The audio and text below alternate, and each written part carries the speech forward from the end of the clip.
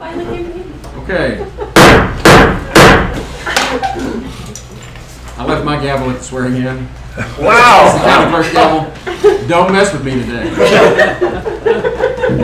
Anyway, it is Monday, January 11th, 2021. This is the first regular meeting of the Kerr County Commissioners Court, which is now in session. And if you would, please rise and join me in the prayer and the pledge, which will be led by Commissioner Harris. Lord, I pray that you guide us as always. Please guide us through the transition our country is going through, as we know you have a plan for us. Satisfy the needs that need to be met during this meeting. Lord, please guide us so that this meeting can be productive. Let us be effective and decisive. Amen. Amen.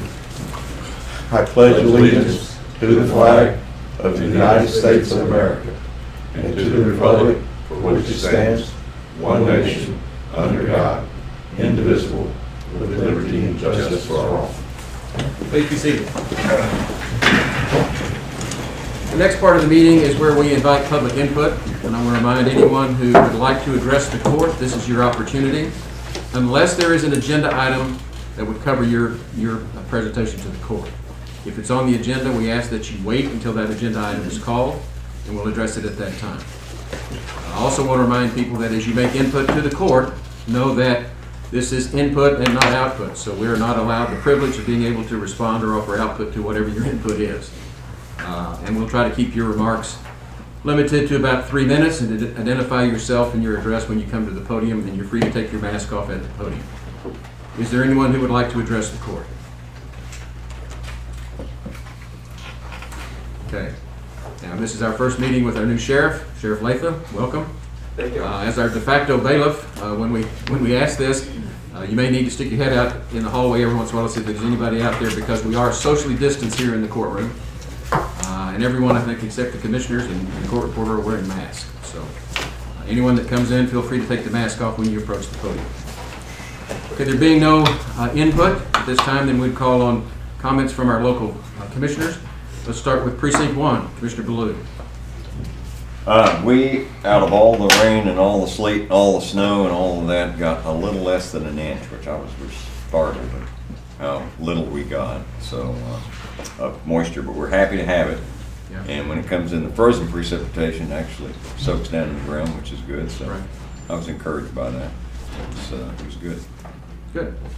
Precinct 2. Precinct 2, 3 categories. People are happy because of the rain and being able to burn. People are frustrated because they're not getting vaccine. We'll talk more about that in a minute. And people are anxious to get the next phase of the sewer system going. Good. Precinct 3. General comment, I think everyone is aware that I attend the stakeholders meeting, the judge and I attend them with a lot of the representatives from the hospital and emergency managers and such. One of the things I want to bring up, I've been somewhat critical of the process and the numbers that we've used, not of the local group, but more of the state numbers and how they've been calculated and changed and all that. One of the things that really hit home at the meeting this last Thursday was our hospital workers. Whether the people are there for COVID or whether they're for other reasons, or they're there for other reasons and they have COVID, is somewhat irrelevant. That our staff has really been overworked at that hospital. They're putting in long hours. They have issues with them. They have COVID and quarantine affecting them. And yeah, I think that everyone in the community needs to be aware of that. And when you see anyone who's working with the hospital, thank them. They're doing a yeoman's service to the community, and they get the brunt of a lot of angry people that are frustrated, that we all are, but they're doing their best, and I really encourage everyone to just give them a thank you. Well said. Precinct 4. Just thankful we got a little bit of rain, and like Commissioner Blue said, it was a little bit, but it's better than nothing. It's less dry days anyway. It kind of goes in hand with the stock show that we had Friday, Saturday, and Sunday. The school shows that kicked off. I went out to the West Kerr show on Saturday, and it was, cold and a little moist, and but everybody got through it and had a good time. I was talking to the county attorney. It's her kids' show, and it's a good way for these kids to knock off the rust They haven't showed animals, most of them, for a year, and get back in the swing of things for when it counts this next week. And the shows start this Saturday with the Ag Mech Show. And it's just our county kids. I would encourage people to come out and watch that. They have a cutting torch contest. It's really a fun spectator sport to watch these kids go head to head at that. So that's about all I got. Good. On a county basis, I want to first of all extend our condolences to the Hickey family. Mike Hickey passed away, I think, on January the 4th. We haven't had a meeting since then. Certainly want to lift the family up in our prayers. Also, I wanted to echo Commissioner Letz's concern about the staff at Peterson Regional Medical Center. This is a very critical time. We've already recruited at least one support group from the Republican women here in Kerr County that will have a program to get cards and appreciation notes over to the staff. And so anything we can do to show our appreciation and commitment and support for the staff at Peterson Regional Medical Center is vitally important. And with that, I think we're ready to begin. Is there anything else we can talk about before we start? Chair. Judge, the chamber president's here. He's not on the agenda, but he wanted to introduce himself. I don't know if it's the proper time or we have to get on the agenda. Well, we'll just, this is, go ahead and come up, please. And you take your mask off, you're free to do that. Identify yourself, and this is the input part of our agenda. Okay. Brad Barnett, President and CEO of the Kerrville Area Chamber of Commerce. This is my second week on the job, so just getting to know everybody. I wanted to come and get a chance to meet you guys. Address is 1109 Lois Street. So just Well, welcome. happy to partner with you guys, and whatever y'all need from the chamber, please do not hesitate to reach out and contact us. Tell us a little bit about yourself. Where did you come from? The last 9 years I've been in Midland. And I grew up in eastern Kentucky, so being out in Midland in the desert, kind of the withdrawal from hills, trees, and water. Now, just a second. I resemble that. I'm from that. But just really, we've already felt welcome. I've lived a lot of places in the past 52 years, and this is one of the most welcoming communities we've ever been in. So my wife started the foundation office at Peterson Health last week as well. So we have a 20-year-old son in Midland that finishes at Midland College. We'll be moving here to Kerrville in May. So Good deal. Welcome. Welcome. Thank you. Welcome. Good to have you. Thank you. Okay, let's move along. First item on the agenda is 1.1, which is to update regarding the COVID-19 vaccination distribution plan. Before Dub starts, we've got Dub Thomas at the lectern here, our podium, who is our Kerr County Emergency Coordinator. He and I sat in on a call about a week ago, I guess it was, with the local providers for the vaccine. And he's going to explain to you how this vaccine is being distributed. It's by provider, not to entity. It doesn't come to Kerr County, it doesn't come to the city. It goes to these providers. And as I said on this call, I was getting kind of discouraged because, as you're going to learn, every provider has their own wait list. And people have been calling wanting to know how to get on the wait list to get the vaccine.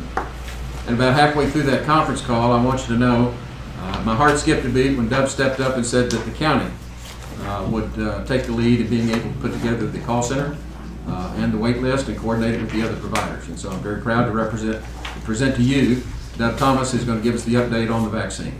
Dub. Thank you, Judge. Morning, Commissioners. So basically what our plan is for getting the vaccine out, of course, you've got 1A, you've got the tiers, 1A, 1B, 1C. And there are several For the providers. public, repeat what 1A, 1B, and 1C is. 1A is basically people who are health compromised, nursing homes, frontline workers, EMS, those types of individuals. 1B is 65 years of age or older, and you have some kind of a condition, diabetes, dialysis, or something like that, where it's health compromised, yes, sir. So, And 1C? 1C is to be determined. Okay. They haven't identified 1Cs yet. So, We're still basic- stuck in 1As right now. Always some Still- ambiguity with government. well, like the judge said, we're stuck in 1A right now since we've had so few vaccines come into to our county. So we have several providers that have signed up with the state to be vaccine providers. And what we're going to plan on doing is we have 3,400 healthcare workers in Kerr County that need to be taken care of first. those Tier 1As. And we're going to open up a call center, and we're going to start taking pre-registration. So what we're going to do is we're going to register these folks based on information that the vaccine providers give us that they need, and we're going to provide that information to those vaccine providers. When they get to the point where, whether it's 500 vaccines or 1,000 vaccines that they have that they can't get issued in their own facilities, like it'd be kind of difficult to put 1,000 people in HEB to get their shots. So I have set up with several different providers, places here in town: Kerrville First United Methodist Church, First Presbyterian. We've got the Youth Livestock Barn. Shriner University has given us a facility as well where we can set up, and it's basically like doing our flu clinic, only it'd be in multiple slots here in town where we can issue the vaccines. And then once we've reached a point where we believe we've done all we're going to be able to get for the 1As, we're going to start doing the 1Bs immediately. If we have any vaccines left over, we're going to start into the 1B folks right away. And the 1B folks will be asked to call in and register to the call center as well. What's the likelihood that you'll have some left over? Do you have any earthly idea? We're not going to stop. We're going to put the vaccine in as fast as possible. Now take it from the federal government to the state and to the states, okay? How it's distributed to the states, and then from the state down to local.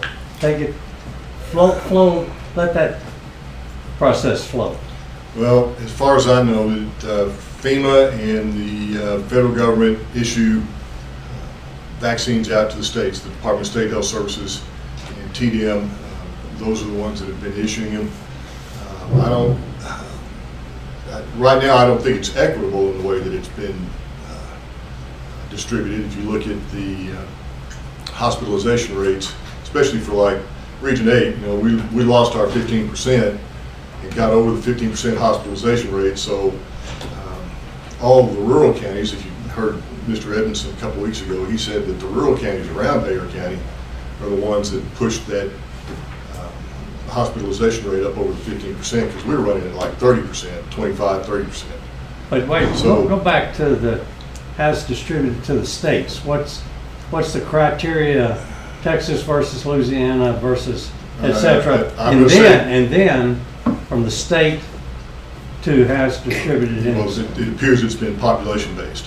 population. Okay, that's for the states. How about from within the state of Texas? Because I know that some people in Richmond and places like that have already gotten their vaccines, and they're just because of their age.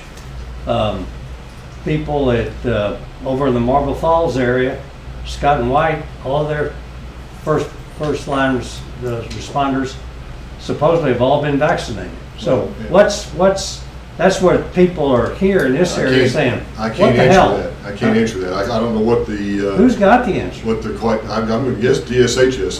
Hopefully I can get an answer today at 11 a.m. I've got a conference Okay. call, a COVID vaccine update. Good. We'll try and Okay. get that. I think I might be able to give a little bit of what I know, and I think this is accurate.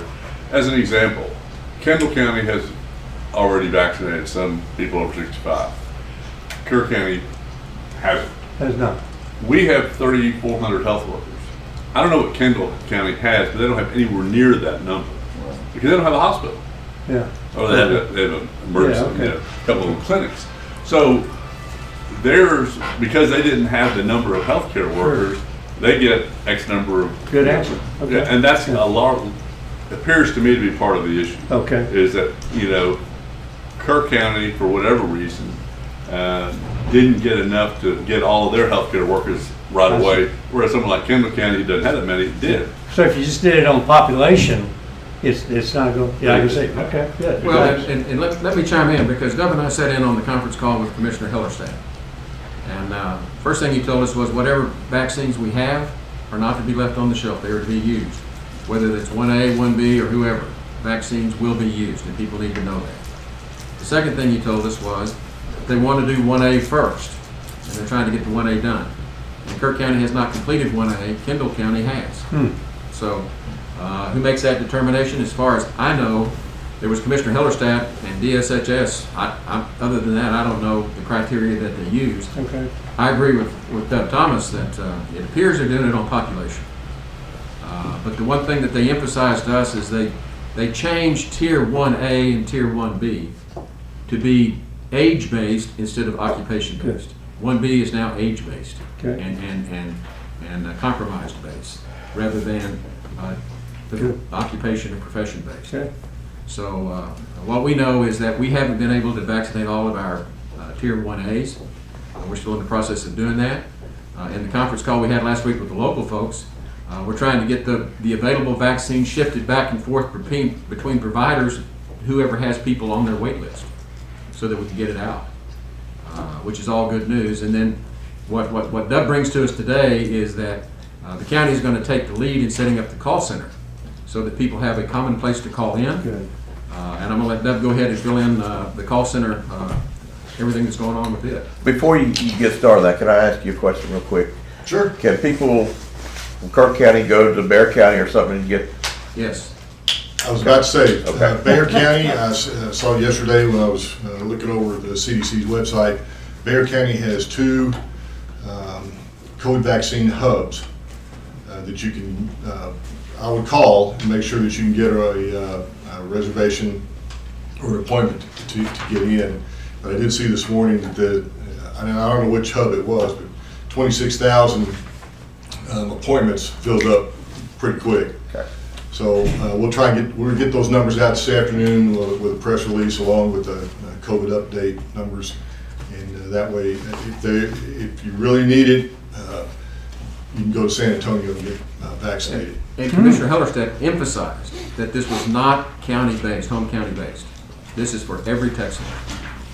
You know, those hubs, it doesn't matter where you live, you Good. can still get the vaccine there. Okay. So we're setting up the call center, just kind of give you an idea. This is going to be a pretty big project when you consider what it's going to take. We've got some of the players in this call center: American Red Cross, Hill Country Telephone, our volunteer base, our community emergency response team through the sheriff's office, and we're also trying to get some other volunteers to fill in some blank spots in there. So we're going to have to get those spots filled up. How does somebody apply for that? Well, we're gonna get some more information out on that today. My email's starting to back up, and I've got messages on my phone at the office. But People are Doug, wanting to volunteer, so.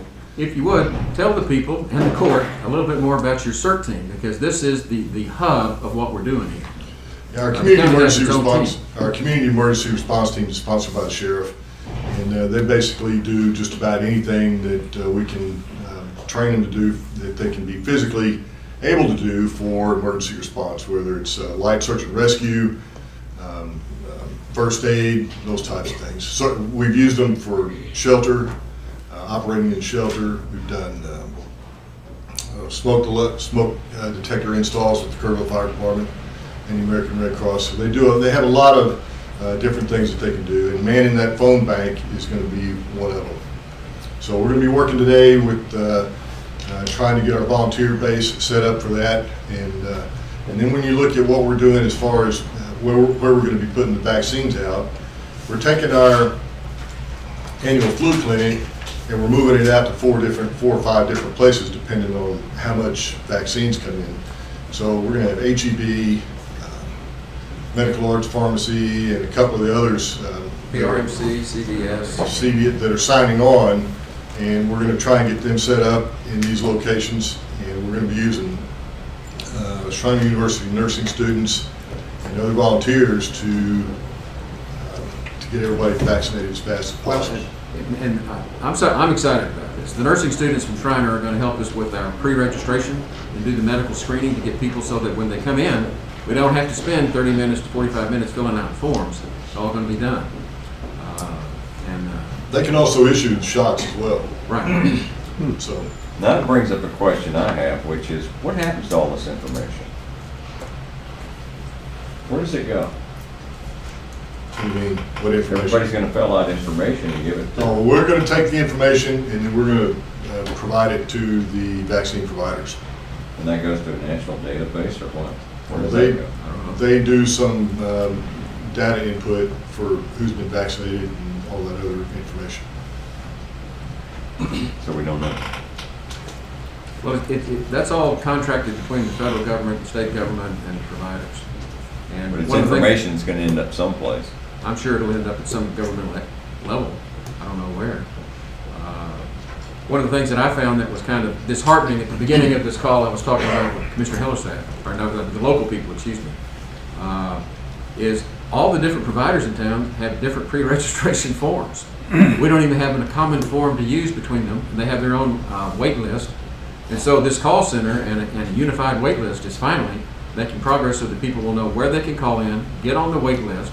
It will be rerouted and distributed from the call center to the various providers. And what they do with the pre-registration information, I can't tell you.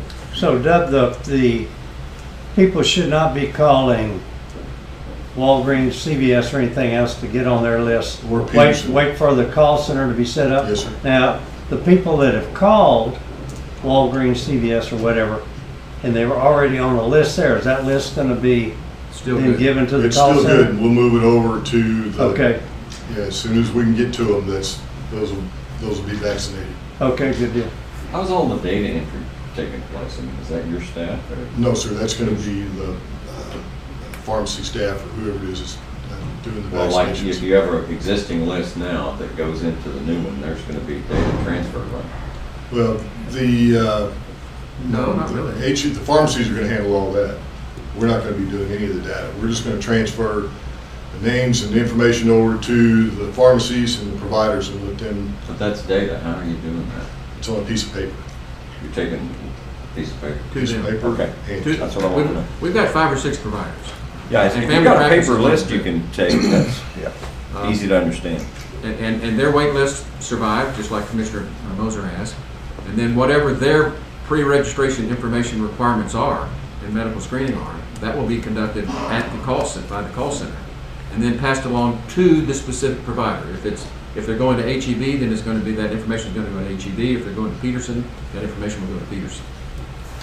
Now, this involves like HEPA rules and all that kind of stuff too. Yes, sir. right? Mhm.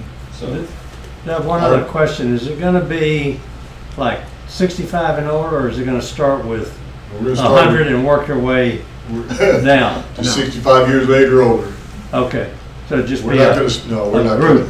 gonna, yeah, we're not gonna break them down into age groups, no, sir. Okay, all right.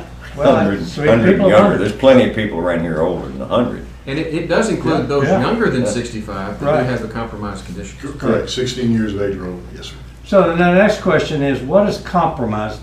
In the paper it said chronic, I looked up the word chronic.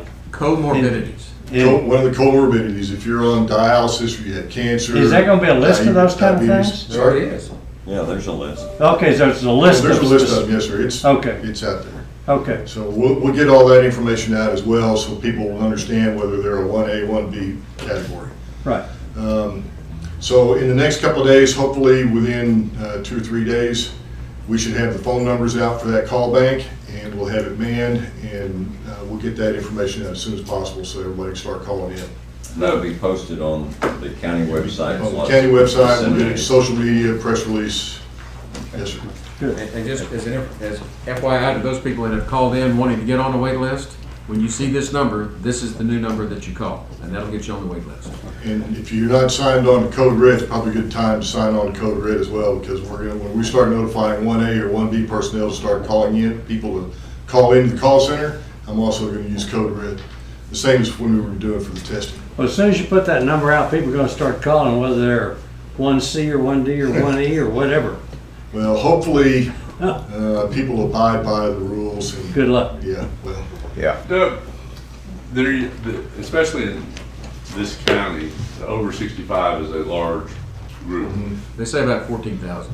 But there's also a segment of that that has, chronic conditions. And they're probably at a much higher risk than you. Look at the judge. Look at who's over 65. I could have gone there. Yeah, well, you can go here. For those of you that don't know, I am over 65. is there any, is the hospital looking at that? I mean, to me, it's not fair is not the right word, but a good way just to say if you're over 65. I mean, there's people that clearly are at much higher risk, and maybe because they're financially able, they have home health care as opposed to being in an assisted living. But they don't qualify for anything to move them up on the list. Is there any thought to, kind of screening that a little bit? Yeah, I don't know how we're gonna do that. That's something we're gonna have to work out with the providers. I thought you already said that it was, if you have a comorbidity or some other. Yes. Under 65. Yeah. Oh, if you're This- under under 65, then you're bumped up into the A category. That's I the missed B that. category. But this goes to something that Commissioner Hellerstadt was explaining to us, is that they're trying to get this on age-based. And so, age-based, all you gotta do is show a driver's license, and then to determine your age. If you're going to assert a claim under the comorbidities, in other words, even if you're over 65 or under 65, it doesn't matter. There's gotta be some sort of medical verification that you in fact are suffering from Right. the kidney disease or the diabetes or whatever that chronic condition may be. And so for those people, I don't know if they're going to prioritize those people or not. They didn't tell us that. They just told us that this is the way they were going to try to get it out to us, and no dose would be left on the shelf. And I would recommend if somebody has one of those issues, comorbidities Not good. that let's go ahead and contact your physician and get him to just write you a handwritten note or whatever, and we'll accept that when it's time for the vaccinations. Well, it sounds good. It sounds pretty organized, which has been a complaint from my calls that I've received that, well, who's on first? What's going on here? And it sounds like you've got things organized in the right direction. You're probably gonna see some people's name on several lists where they call Walgreens and maybe CVS and That's it, yeah. just trying to get in there first, Right. So this will be an organized way to tackle it. And there's going to be some bumps in the road, but we'll work through those. And this is basically just taking our flu clinic plan and kind of Sure. expanding it and adding a few more little tweaks in there. Hey, Doug, why don't you see if you can get Shriner University, some of their information technology folks to maybe help do this in some type of way that would help the data. I mean, those guys could probably, if they're available, that's a resource that could really help you a lot. We'll Because see of if- multiple entries of different people, et cetera, et cetera. The vaccine providers are going to be the one that are using all that data. We're just going to take the. I'm talking about how to get the data from people calling in. Just a suggestion. It's going to be just a piece of paper and talking to them on the Keep phone. it simple. That's right. Now, before we let you sit down, I want to follow up on Commissioner Harris's comment about this appears to be organized.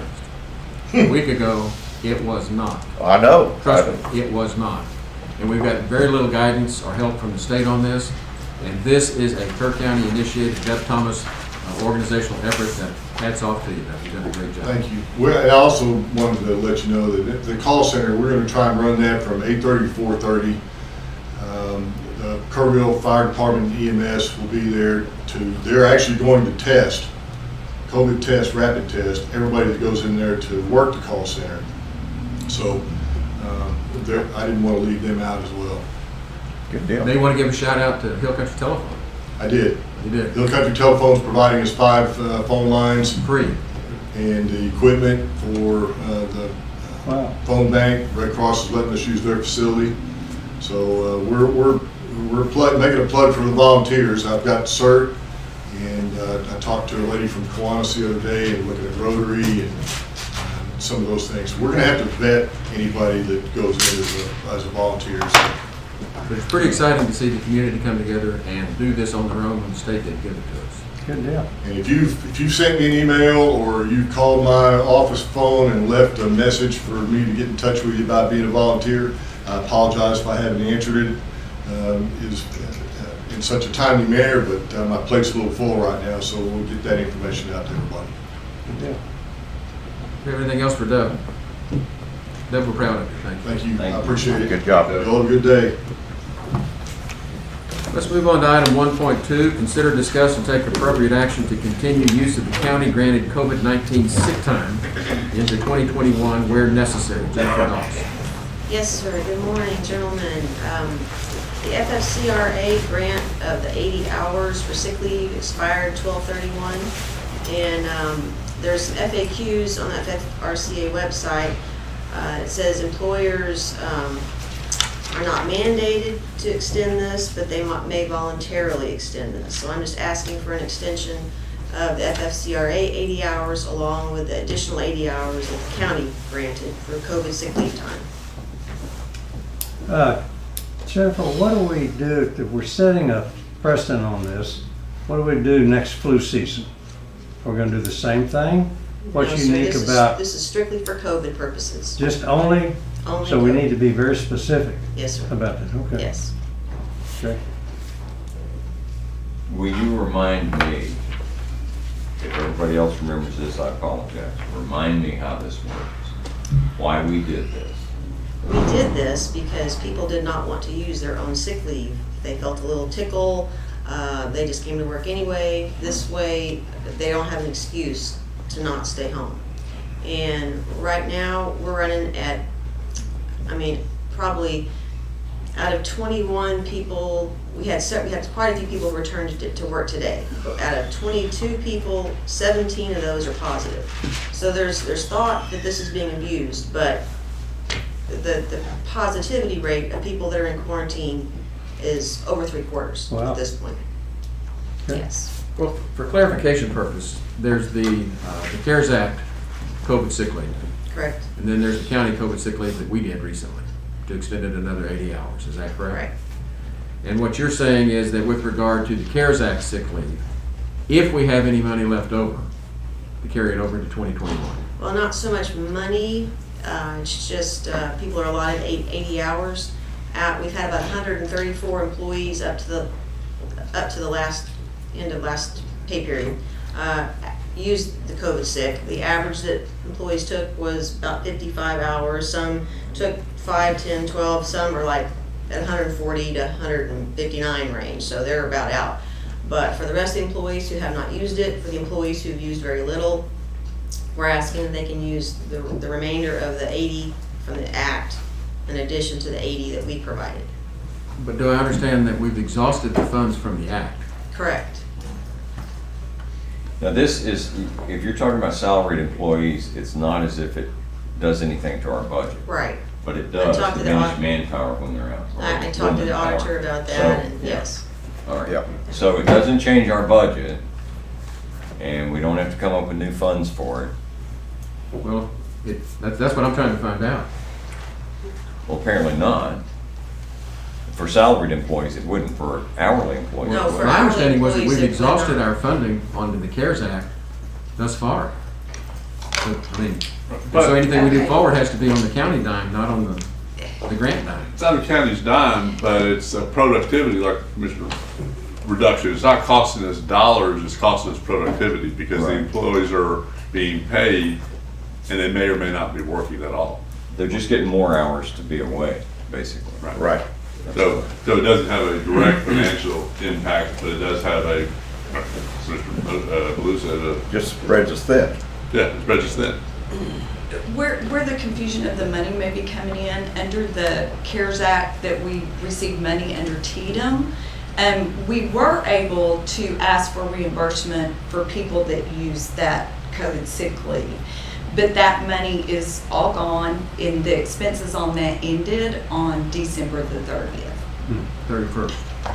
So now what we're talking about is instead of somebody using the sick leave that accumulated as an employee over however many years, they're getting this additional sick leave if they've been exposed and so on. And Correct. that will also eventually run out. Right. And we've had several people that are on their second round of this and that are over the 160, and they use their own sick leave once they get over the 160. But I would be in favor of extending the policy. Yeah. Because we want our employees, if they are sick, to stay home. And if we don't extend it, we're encouraging employees basically to come here unless they're really sick. And we don't want that. And we have quite a few that I've talked with that have laptops that are working from home. And so for the hours that they're doing regular work, they're coding that as regular. For the hours that they're just not feeling so great, they code that as sick. In those cases, we're not losing productive time. Right. I'm for doing it. I'll make a motion that we extend the FFCRA 80 and the county 80. That's what I'm extending. And I'll second that. Motion's been made by Commissioner Letts, seconded by Commissioner Baloo to extend the COVID-19 sick leave across the board. Right. That's both the FFCRA and the county, each at 80 hours. Is there any other discussion? All in favor, raise your hand. Unanimous, 5-0. Item 1.3, consider, discuss, and take appropriate action to approve job descriptions for the Hill Country Regional Public Defender's Office. Yes, these were provided to you in your packets. We're approving 8 job descriptions. The Chief Public Defender, the Deputy Chief Public Defender, Office Administrator, the Felony Public Defender, Misdemeanor Public Defender, Legal Assistant, Investigator, and the Case Manager job descriptions. And by way of explanation, we've already approved the Chief Defender's job description, so that's redundant. So there's that plus 7 others. And what we haven't done is, since we hired John Bull to come in as our Chief Public Defender, he's been writing job descriptions per the grant to fill his staff. And those job descriptions, since they are a department of the county, must be approved by Commissioner's Court, just like any other employee's job description. Okay, I want to ask a question based on something our county attorney said before. Somebody comes in, and the sheriff can speak to this also, and they have charges on them that are felonies, and they have misdemeanors, and they have this whole gamut. If we have somebody that handles only the felony stuff, did you say felony or federal? Felony. Felony. We have felony So and misdemeanor. now this person got 2 lawyers? How's that going to work? They'll probably just be assigned, the court will appoint them, to the public defender's office, probably, Okay. and then whoever the case manager is in that office will probably assign them an attorney, and just for efficiency's sake, I would think it would be the same attorney. And what often happens here is if someone's appointed an attorney for their felony, Judge Harris's court coordinator will usually check to see who that is, and oftentimes appoints the same person for a misdemeanor as well. So If somebody has only misdemeanors, obviously, they go to the misdemeanor, but if they have felonies and misdemeanors, they'll go to that felony defender. Well, I would they'll be, imagine that they would. They'll figure it out who they're going to work with, because we do that right now. If you have That's what I'm felony saying. to misdemeanor discharge, they're not going to dispose of the misdemeanor until the felony's addressed, right? That- usually And it's that's going to be the how same thing, it's just going to be internal in that office. but what will happen is that we'll have a Kerr County employee for one of the attorneys for the felonies, and it'll be an outside attorney for the misdemeanor. Because the PDO cannot handle misdemeanor, it's Right. felony only. No, it can handle misdemeanor. Well, why is he asking for Okay. a misdemeanor defender then? I thought, okay. Yeah, no, Okay. they do felonies, misdemeanors, juvenile. So it doesn't have to be criminal, so it'll just be handled internally. So my question really becomes, why are they divided like that instead of being consolidated so that you can? Pretty much experience-based. Your younger lawyers are going to do the juveniles and misdemeanors, and more experienced lawyers are going to do the felonies, and your most experienced, your senior lawyers are going to handle the really, really bad felonies. Well, obviously Judge Bull knows best about that, but I'd like to understand it, why it's divided up that way and whether it's really necessary.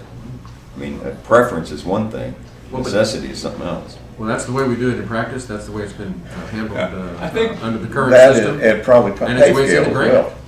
Yeah, I think that, and I've talked to Mr. Bull about some of this stuff, this probably would be helpful to the court in February, after he's really got all these done, he's interviewing people, for him to get to us to a workshop to go over the whole PDO operations. So, because this court is critical that we understand how it operates. Without doubt. And Yes. and I've been involved, the judge probably understands better than I do, but I've been involved and I'm still questions, and he's looking at a lot of different options right now as to what's going to be the best way to do it. He's been working for 10 days.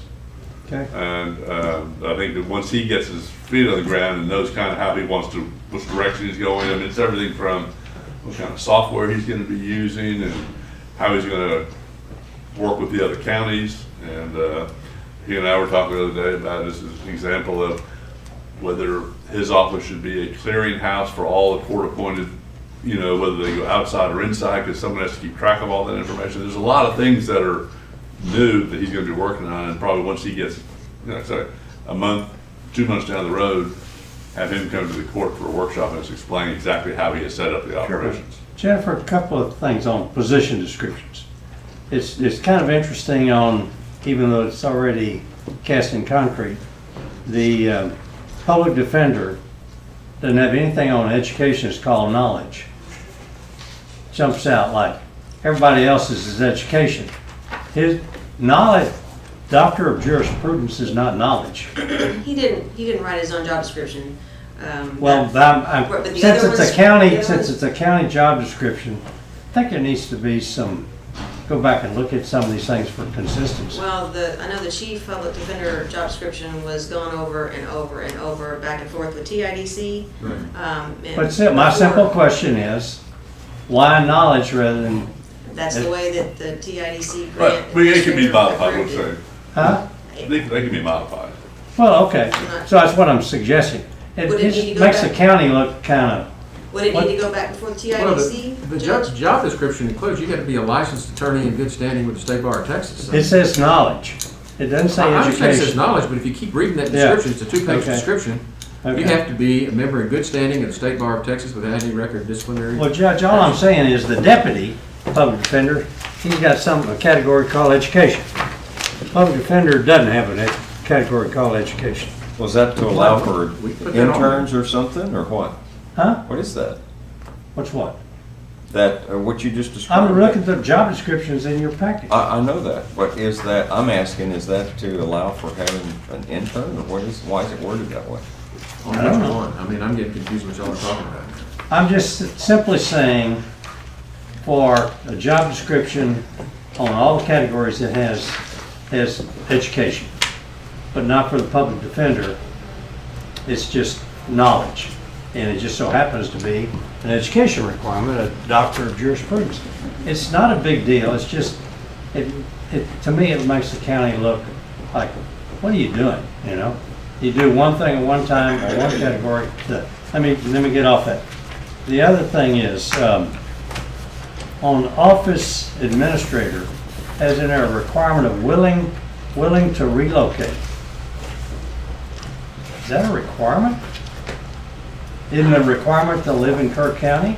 Kerr, or I believe one of the four. Is it one of the five We have, counties. these people represent, we're working, it's a 5-county deal. Okay. Well, guys, I'm just looking, since this is a county But the office job is here. description. Right. It Right. just, Well, there's one here and there's one in Honda. There's a satellite office in Honda. okay. Right. County public security.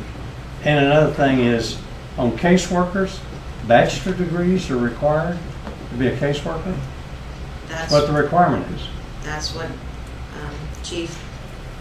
Well, that's what TIDC wants. Well, Yeah. Some of them TIDC want, believe it or not, a master's in social work. yeah. And we Okay. lobbied against We've that. already reduced it a lot. You We have have, no idea where we've come from. All right, I rest my case. Oh, that's a legal term. Yeah, I think, but the first comment Mr. Moser has is pretty simple. All you do is just take that Knowledge. education and experience exactly as it's written for the deputy chief of defender and put it under the chief. Right, there you go. Does that need to go back to TIDC or? can we- No. Okay. We're independent. We Okay. just coordinate with them because they're the grant administrator. But you just put that on there and then do it, bring it back in the next meeting, we can revise that one. Just do No, it. we just want to make the proposal, make a. Or we can just do it today right to- now. To include the educational requirement for the chief, the same as the deputy chief. There you go. There's no reason not to. Perfect. simple fix. Okay. Done. Done. So I we move got- we approve the job descriptions with the, as presented with the one exception that the education requirement under the deputy chief be also included under the chief of defender. Second. Okay, motion been made by Commissioner Letts and seconded by Commissioner Moser to approve the job descriptions as presented, subject to the amendment to include the educational requirement for the chief public defender. Is that correct? Yes. Okay. Is there any discussion? Those in favor, raise your hand. Opposed? 5-0. I'm trying to think, we've got one more for you, Ms. Goss.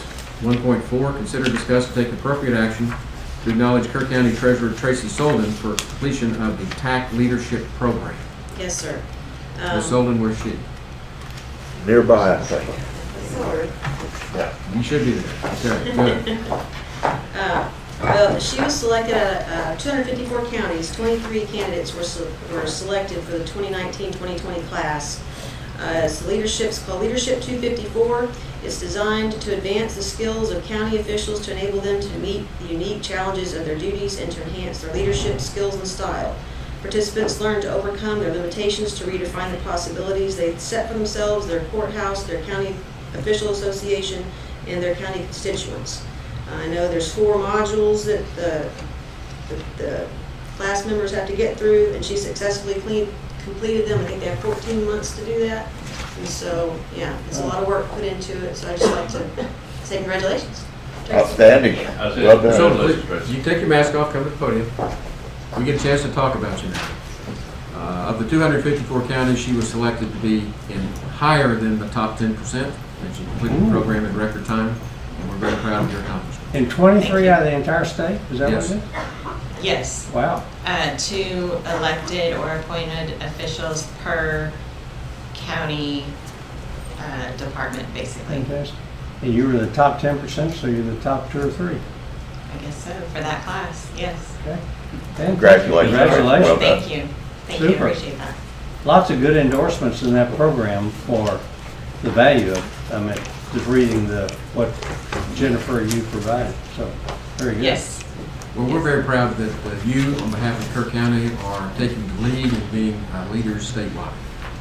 thank you. We're very appreciative. Well, before you step away, aren't you, and correct me if I'm wrong, aren't you the state, something over the treasurers, the president or something over all this? I'm actually now the immediate past president Oh, okay. Well, of I the knew- county treasurer's This isn't your association. first trip up here to be recognized for No, your sir. good deeds. Yes. We're proud of you. Thank you. Good deal.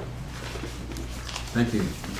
Item 1.5, consider, discuss, and take appropriate action to authorize the county treasurer, who is at the podium already, Tracy Sullivan, to advertise for depository and banking services contract RFAs. Ms. Sullivan.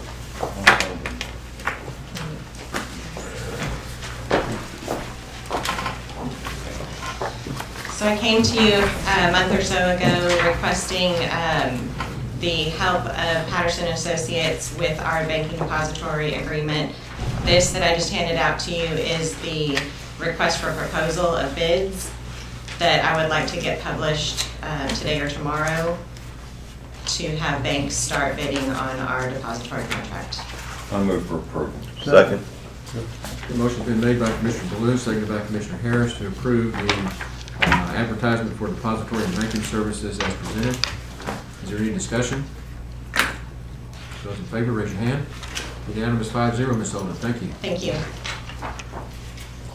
Next item is item 1.6. Consider, discuss, and take appropriate action to schedule workshops to determine criteria, process, and deadlines for merit pay determinations and the appointment of liaison commissioners to oversee the implementation. At our last meeting, we voted to continue the merit pay program, and I have approached Commissioner Baloo and asked him to head up this effort.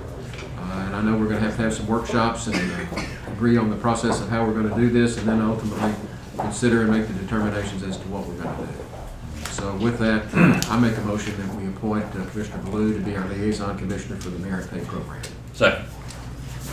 Quick. Okay, so motion's been made and seconded, made by me, seconded by Commissioner Letts to approve Commissioner Baloo to head up our merit pay effort as presented. Is there any other discussion about that? I would like to know what, get some recommendations from y'all about who all should be a part of this. Some guidance on that. Well, I think at the end of the day, when we did the budget process, it's going to be the court that makes the determination. I know that, but the people that are going to be part of this discussion group, and where should we draw from? Do you have any recommendations? I recommend HR? Obviously, yeah. Yeah. I Sheriff, mean, maybe. anything outside of that. Well, what I would envision is that we at least schedule a workshop Yeah. and invite people to come talk to us and find out who wants to be involved. and what their ideas are with regard to their involvement in what. That what puts we're in an about to extra undertake. meeting, and I'm usually against that, so. I understand. Just for the record. Okay, well, then we can have a workshop and then talk about it. Back in 2017, Dawn and I worked to try and gather some other counties and cities' programs. And so I asked her if she had that binder. Jennifer, okay, I don't know if any of you have the binder, have retained that still from 2017, but it was provided to each of us. I didn't retain mine. So if any of you can find that, that would be helpful because it gives some different types of programs that you all can reevaluate and see if you like those or parts of those. If I've got it, the boss has it. Perfect. But this is an effort for us to keep the ball rolling to advance the merit pay program.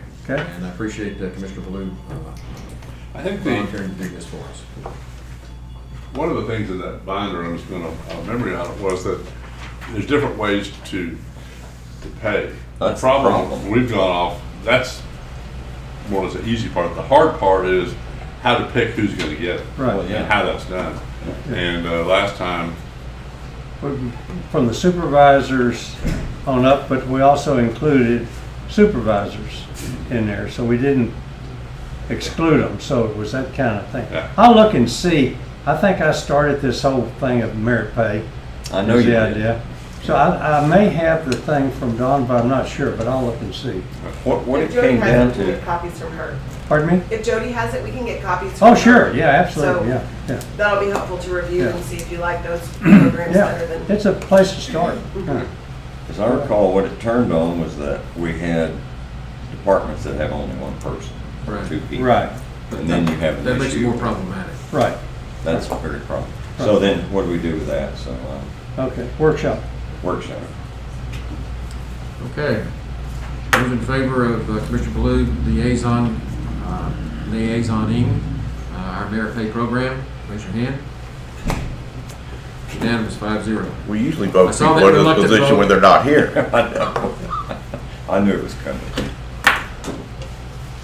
Okay, item 1.7, update regarding the Texas Pork Producer Show scheduled for February 2021. I know we have, Mr. Gunn is here to speak. This is Commissioner Lester. Would you like to introduce the topic? And I'll start it a little bit just to get refresh everyone's memory of where we are.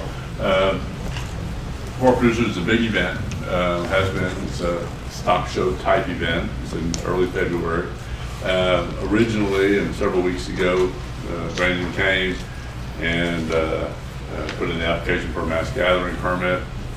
A lot has happened since that. And I've met with Brandon I think, twice since then.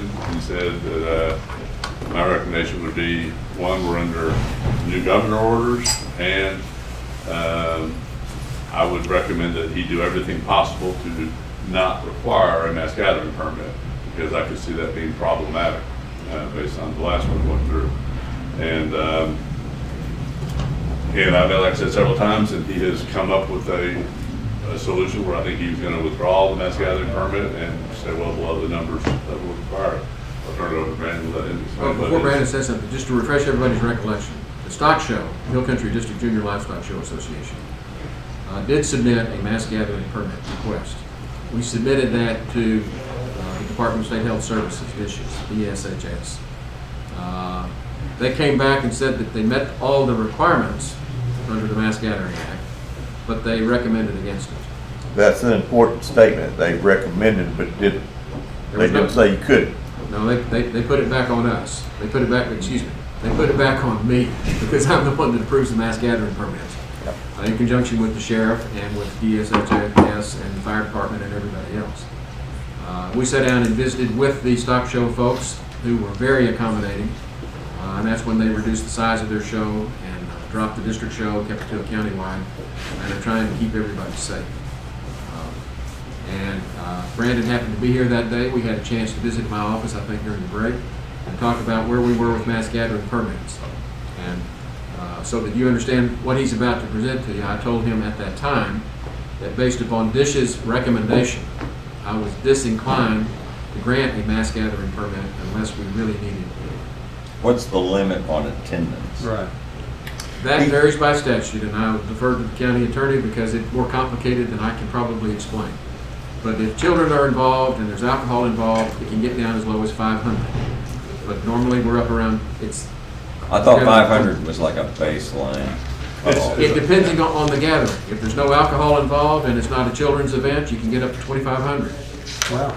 But it's Good. I've visited with the county attorney a lot on this because I wanted to really understand And it. it's not clear. Yeah, you have to exceed 2,500 for 5 consecutive hours.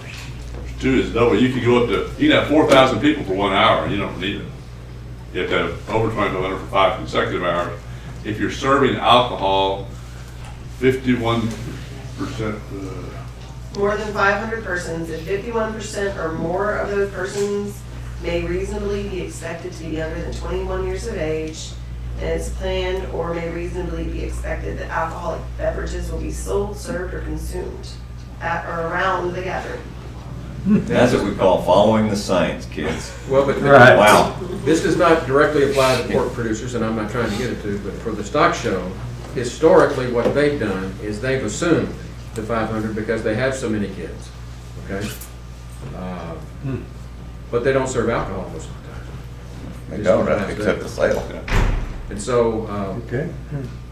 I just offer that out as background before Brandon starts, because I know he's worked very hard to try to accommodate our concerns. So Brandon, if you would. Judge, Commissioners, I appreciate the opportunity to address the court.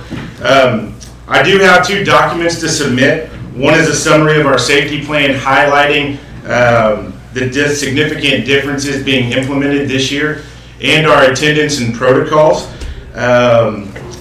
figures and the schedule of it. The second is a letter withdrawing our mass gathering permit.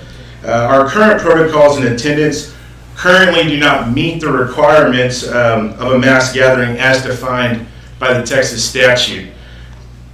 Just now, the county attorney had mentioned of the Health and Safety Code 751, the part of more than 500 persons, if 51% of these persons may reasonably be expected to be younger than 21 years of age.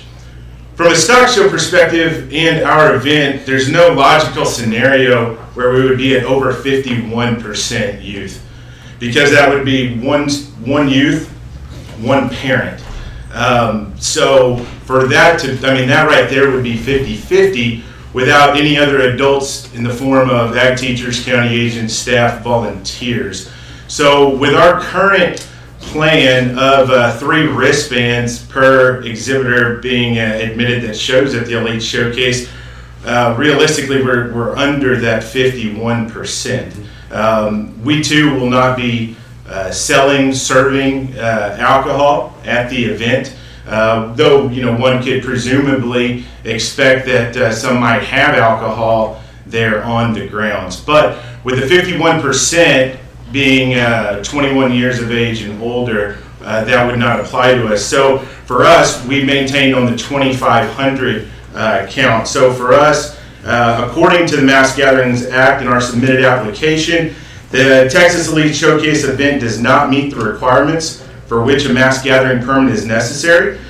Previously, we willingly submitted that permit application, not only because we expected our attendance might be close to that capacity threshold of the statute, but really to work with the leadership of Kerr County to demonstrate a plan that focused on the health and safety of all attendees.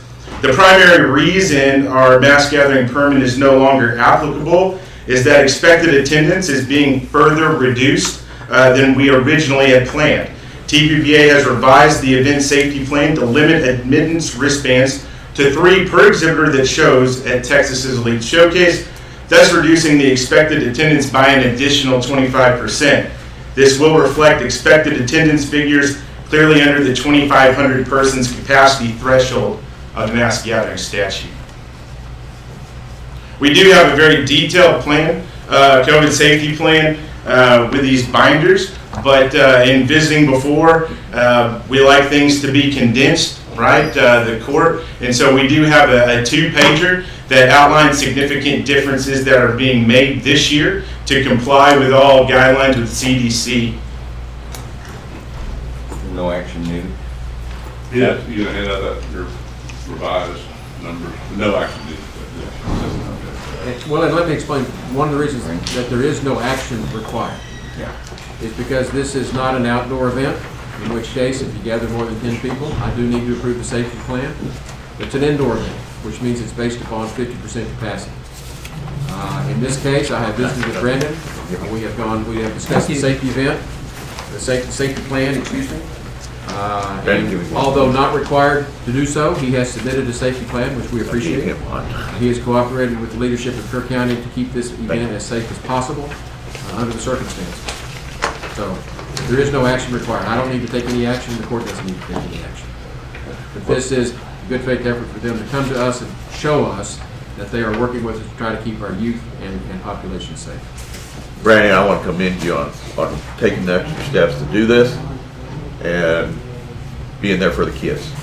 A lot of times that gets lost in all this mumbo jumbo talking about this and that, but it's for the kids. Even though it's less than 50%. Huh? I said even though it's less than 50%. Right, but still, well, they're the reason everybody's together. You know, all the adult leaders and everybody else that show up is because of those kids that may be less than 50%, but still, it's for them. So, good job. I was being facetious.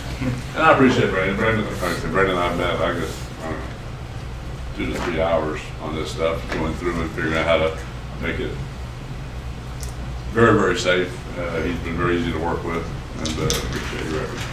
I do have one more additional piece that you had mentioned about capacity of buildings, and currently at Kerr County at 50%. And so in looking at the plans of the Hill Country Youth Event Center, there's 128,000 square feet, which is included in our plans. Now, in looking at what the capacity is of that, we utilize the Certified Commercial Property Inspectors Association and looked at assembly and concentrated assemblies, which then would be between 11 and 15 square foot per person.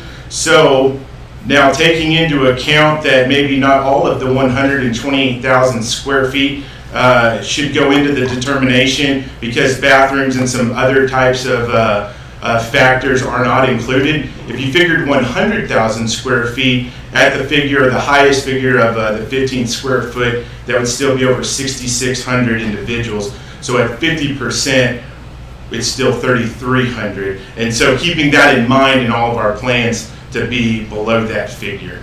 Well, and that's part of what we're trying to emphasize to the public is we have been over backwards to try to get this event reduced in size and keep people socially distanced and keep them safe. And the pork producers have been very cooperative, and we appreciate that. We think this is the safest event that we can put on. So with that, we don't have any action, so thank you very much, Frank. Thank you. Thank you. Our hotels and restaurants and everybody else visitors appreciate it too. The city appreciates you. Great. It's a little after 10. Why don't we take about a 10-minute break and come back at 10:15 and we'll finish the agenda. Court will be adjourned. Recess. Judge.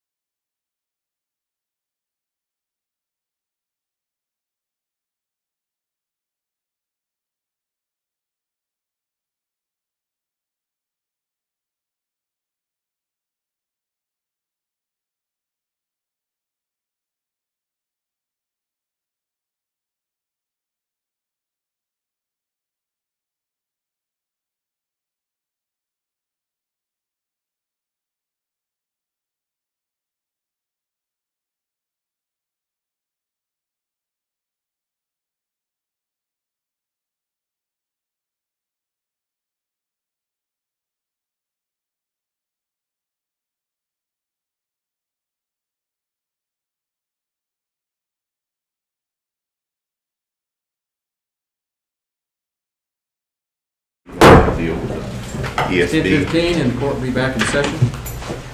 I think they'll be here. Okay. Let's move on to agenda item 1.8, which is to recognize the 216th District Attorney for contribution of desk and other office furniture to the Hill Country Regional Public Defender's Office. Commissioner Letts. I just want to put on the agenda to recognize the 216th. They had a number of desks that were in storage that were bought with seizure funds at one point, and there was a question whether they could donate them and who owned them and all that. But they went to the Attorney General and got clarification that they could donate it to the county department. And they did. These are good, nice desks, and probably saved the county $10,000. It's a furniture we don't have to purchase it. Good. So I just wanted to recognize Lucy Wilkie for her, working with us and helping out. That's it. Good. Very good. Thank you. Thank you, Lucy.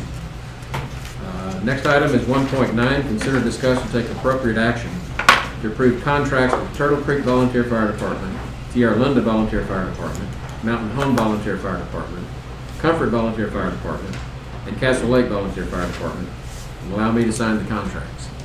This is our standard annual renewal of contract with the VFDs. Commissioner Harris? I move for approval. How about the other volunteer fire departments? Are they going to be? These are just, this is just this batch of contracts. We have other Okay, so there'll be contracts. other batches. The ones that are We've submitted. already These are approved some. submitted. Yeah. Yeah, submitted. Okay, good enough. I'll second. Okay, so the motion's been made by Commissioner Harris, seconded by Commissioner Moser, to approve the contracts with the volunteer fire departments as presented. Is there any discussion? Those in favor, raise your hand. Unanimous, 5-0. Good deal. Item 1.10, consider, discuss, and take appropriate action for the court to set a public hearing for 10 a.m. on February 8th for the creation of an emergency service district number 3. Commissioner Harris. Yes, and I understand there's been some changes that Mr. Reeves will enlighten us on. I haven't had a chance to speak with him yet, so what's up? Good morning, gentlemen. So the public knows this is our county tax assessor collector, Bob Reeves. Yes, sir. Good morning once again. A group basically encompassing the Hunt Volunteer Fire Department service area is attempting to submit a petition in order to call for an election for the formation of Kerr County ESD number 3. I'd asked Mr. Harris to put this on the agenda for this morning to set a public hearing in anticipation that the petition would be filed by this time. I met with the fire chief here at the courthouse yesterday, and all of the documentation was not ready at that time. What we are up against is, in order to have the election on May 1st, the next uniform date, we have to call the election by February 12th. Prior to that, we have to hold a public hearing, we being the county, and I need 21 days advance notice for the proper publications. At this time, I'm requesting that the court and Commissioner Ballou, I apologize, call another meeting either for Friday or the 19th. I was listening before I came down here, sir. Simply because of dates and publications. As you know, publication dates without a paper that's printed daily is very difficult to meet the time frame. We still, once again, please don't throw rocks, Commissioner, would have to have another special meeting sometime, depending on when y'all hold the public hearing, or either on February 10th through the 12th, depending on when it would be held, in order to call the election for May 1st. Okay, recap for us. The first hearing is when? The first, well, we need a we special need to meeting. call a special meeting, preferably Friday. I understand there's some other needs Can we, Friday, what day? This Friday. this is right. to address the court for another special meeting. I can push it off to next Tuesday, but that would be the absolute furthest I could push it out. And I say once again for the record that we would have to, if we pushed it out to the 19th, the hearing would have to be held on February 12th, which is a Friday. Bob, the other agenda item we would have on that special meeting, trying to confirm whether Friday or the next Tuesday will work. So can we just hold off on this agenda item until I get a call from, I've got to call in to them to see if we can do it, so we can do them all at one time. And simply all I'm here, the agenda item was for setting a public hearing. I'm here to request that the court schedule another meeting with the 72 hours notice and everything for either Friday or Monday. And that meeting would simply be to set a public hearing roughly 3 weeks in the future. So, Okay, so- that's just a 2-minute agenda item for us to set the public hearing. Yes, Can we do yes. that this Friday? Monday. Friday or Tuesday. Friday or Tuesday, with Monday, the courthouse being closed. I'm at the courthouse, the commissioners' grace for whichever day they would like to hold. Well, what I'm saying is we can't decide right now whether it's going to be Friday or Tuesday, okay? That's fine, as long as the court understands, if we're to get this on the ballot on May 1st, no later than Tuesday, That's fine. just to establish We when the public tentatively hearing. scheduled the other one for Tuesday the 19th. I'm trying to see if we can move it back to Friday, okay? Either. So the motion, I think we're all. Why can we not do that now? It's I don't have the answers for petition it. is incomplete, so you can't schedule a public hearing, so what you'll effectively be doing is passing on this item, and it'll come up at another meeting either on Friday or Tuesday. Correct. And then you'll schedule. a That'd be public fine. That's all I'm requesting. Okay. So we're gonna pass it and get it done by the deadline, right? I just don't have the petition to claim if it's valid or not Okay. at this I time. got you. Good. Thank you, gentlemen. Thank you, Bob. So the public understands what we've done on item 1.10. We are technically passing that item to schedule a public meeting in order to be able to meet the requisite deadlines to get it on the May 1 ballot. Okay. So moving on, we'll go to item 1.11. Consider, discuss, and take appropriate action to approve an RFP, a request for proposal for redistricting services associated with the 2020 census. And this is what we talked about before in going out to bid to the various law firms for our for services to help us with our redistricting process. And we were going to have them come in. Right. Well, we got to get the RFP out first. Okay, get the RFP out and then have them come in. Okay, good. And the county attorney has prepared a draft of it, Okay. which if y'all had a chance to review it, which was certainly Right. acceptable with me. Right. But this would just be a formality to go ahead and approve the RFP and begin this process so that they can come talk to us Good. as we begin redistricting. Make a motion, we approve the RFP for services so delineated. Second. Motion's been made by Commissioner Moser, seconded by Commissioner Harris to approve the RFP on redistricting services based on the 2020 census. We need to pick the dates for the RFP to be in. Okay. Yeah, so we can fill in those. Tanya has some dates, but we Can I need to. throw out some dates? Ms. Shelton? We will be getting, if y'all approve it, we can publicize this Thursday, January the 14th, and then again, January the 21st.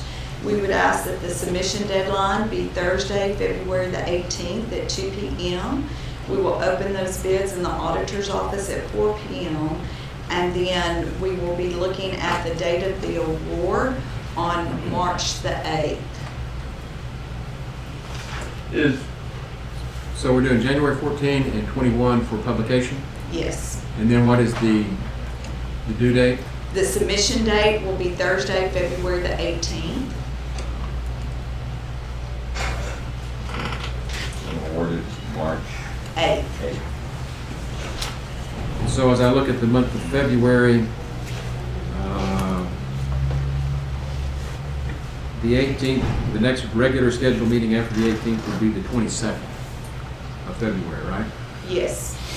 And so we would probably want to put that on the agenda for them to be able to come make any presentations that they'd like to make before we make the determination. Yes, that would be fine. Without a doubt. And then I'm kind of looking at you and I'm looking at the county attorney. Yeah, me too. And then what date would we make the actual determination? On March 8th. March 8th. Okay, so what we're looking at here is we need to have, and this is just for me, not you, we'll need to put this on the agenda for February the 22nd. I mean, we need to drag this thing out that long. Huh? And the reason I'm saying is that, I mean, we've already received proposals from two of them, and there's only one other that does this kind of work. Unless there's a reason we have to have it posted, I'm not going to move all this up and get this done and let them get started. I think what she's telling us, we don't have any choice about the 14th, January 14th and 21st. We Right. gotta get the publications out. But couldn't we move up the 18th, move that up? I mean, February 8th. February 8th. February, go. They still have time to submit their final proposals to the 18th. They will need time, yes. Do they not need that much time? So we have them come talk to us and then we'll make our final decisions after their deadline. Yeah, they kind of gave an unsolicited proposal. I mean, you know the schedule, but I think we're going to have a workshop to listen to them because each one's going to make a presentation. It's going to take an hour each. Well, is there a rule of how many days have to pass before you? To listen to them? If you give them 15 minutes each. I don't remember any ever, but I mean, you can't say it's all due tomorrow. Well, what we're conflating here are the statutory deadlines for official notices for RFPs, which we Right. have to satisfy. Right. And that's what our auditor is outlining for us. Right. And I think what Commissioner Letts is emphasizing is we can talk to them anytime we want to. Why don't we bring them in earlier because we need to get this process, at least in our minds, started. Well, I wouldn't think you'd want to do it before February 8th. No. And I'm not sure what the requirements are. This may be as quick as we can do it. Is there a rush? The only meeting in between there is February the 8th. Right. So if we're getting the proposals out on the 21st, I don't know how long it takes a law firm to get back with us with a proposal. Well, we already That's why I have put two. it on. That's not, There's three that we're looking at, and we already have two. If they know it's coming, they're, Well, how about we do it on the 8th then? That's fine. Well, but what we have to do today is approve the RFP, number one, and I'm looking at the county attorney. Do we need to approve these publication dates or at least acknowledge them? I think that you should, yes, and if you, first publication is the 14th, that should give them plenty of time to submit it, because They got something ready already. they probably. do, all of them do, I'm sure. So, we could have them due back on the 5th and we could listen to them. Let's have them due in on February the 4th. That'll give us time to open and get a summary sheet and have them ready for y'all then on the 8th. Okay. So the date of the award will be February the 8th. So the presentation or the submission date will be February the 4th at 2 p.m. okay, so let's briefly recap this so that we all are Exactly. hearing the same thing. Do we have a motion on the floor yet? No. not yet, because we don't have dates yet. Well, yeah, there is a motion. I think. There is a motion. 2 and 4. Two and four. Okay, so we have a motion on the floor to A, approve the RFP as presented. B, for the publication dates to be January 14 and January 21. C, for the deadline to submit the proposals to be February 4. And D, the award to be made on February the 8th. February the 8th will be the day that y'all want to have them come and make the presentations to the court. Okay? Okay. So 8 will be the presentations and the final award? Yes, sir. So is there a motion? Yeah, there's a motion, and I'm just making sure that, I've got to look to the We'll maker of clean it the up. motion and the seconder of the motion. Is that acceptable to you to add these component parts? Yes. It was a real simple because I started talking. Well, it took a month off of it. It sped up a little. But my question is, if they're coming on the floor, they're gonna make presentations on the 8th. Are we gonna make a decision right then? I'm fine with it. That's what the county attorney's telling us, that we can make the presentation and the award dates the same. Okay. Yeah. Fine then. Yeah. Should Okay. take that. It'll be fresh on our mind. Watch, spread it out. Otherwise, the next meeting following that 8th presentation time is the 22nd of February, so you could have the presentations on the 8th and then wait to decide the 22nd, but y'all probably know who you want on the 8th. Exactly. The sooner the better. Yeah, We've got a lot of work to do here. you bet. Okay, so we've got a motion and a second. as presented. I think we've already got that in the record. I'm not going to try to say it again. Right. Is there any other discussion? Those in favor, raise your hand. Unanimous, 5-0. Okay, let's move on to item 1.12. Consider, discuss, and take appropriate action regarding the contract with GDM Enterprises LLC for vending machines located at the second floor of the courthouse. Commissioner Letts.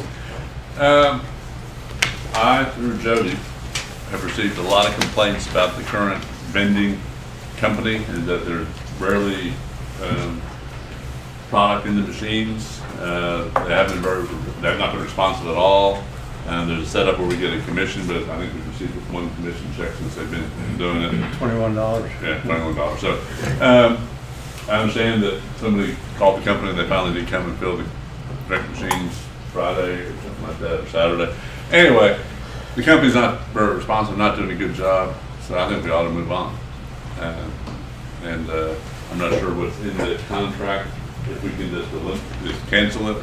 Yeah, I think it's a 60-day notice, written notice, certified mail, 60 days prior to the end of the term. It's a 3-year term. We're a year or two into that, aren't we? Yeah, it hadn't been that long since we approved it. May 19. But didn't the same clause in there that they're not doing their job, but we can terminate at any time? Well, 60-day hours. Well, before we get into giving legal advice in open court, how about we just saying, I move that we take action to terminate the contract. per the terms of the contract. Right. Per the terms of the contract. Per the terms of the There contract. you go. Would you like that to come from my office? Yes. Yes. Okay, you got it.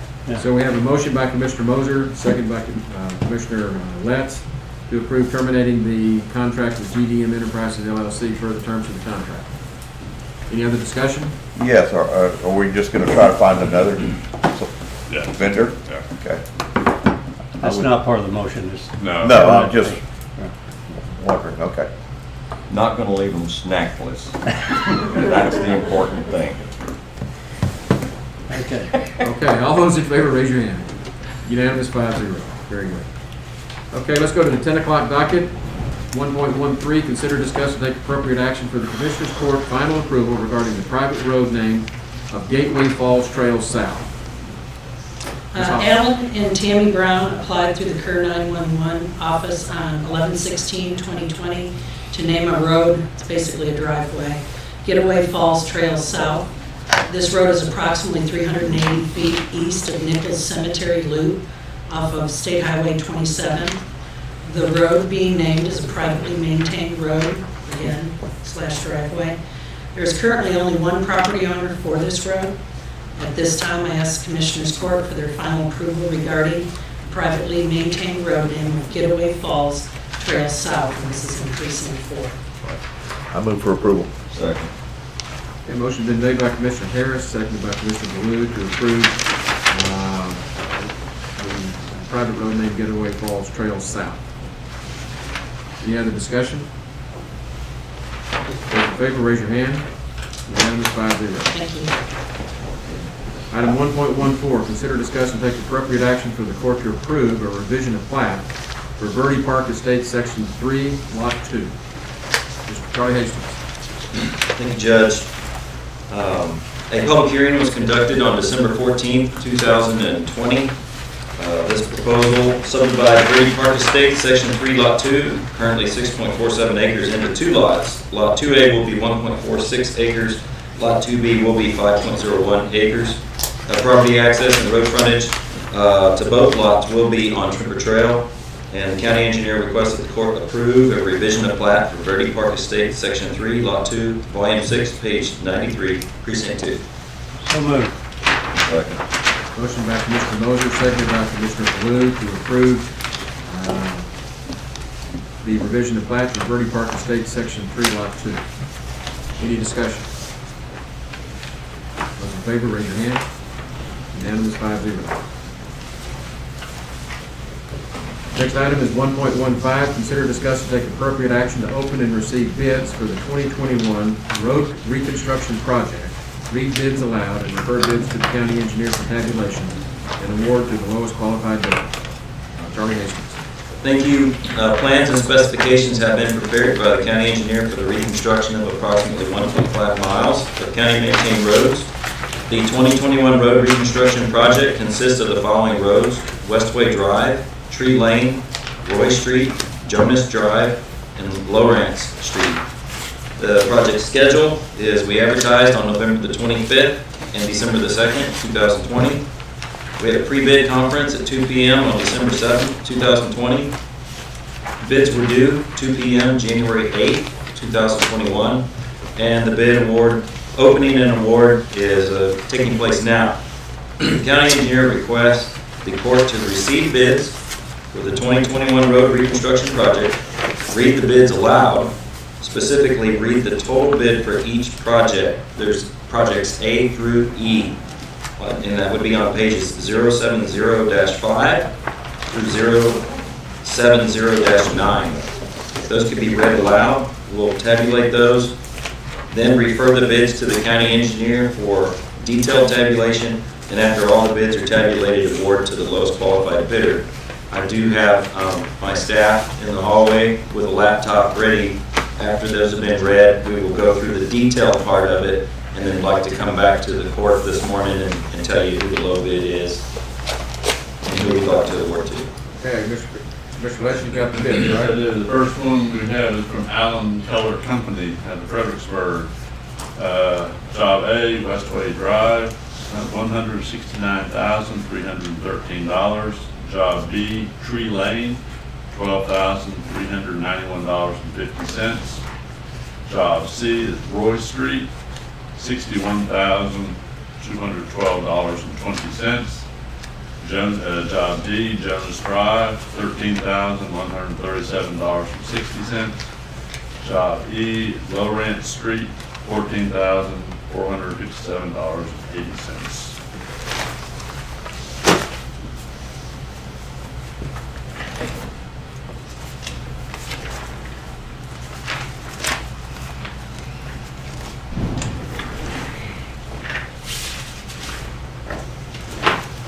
The second package is from Sierra Lease Service LLC. Job A, Westway Drive is $181,262. Job B, Tree Lane, $19,526. Job C, Roy Street, $98,852. Job D, Jonas Drive, $23,664. Job E, Lowrance Street, $25,144. Next one from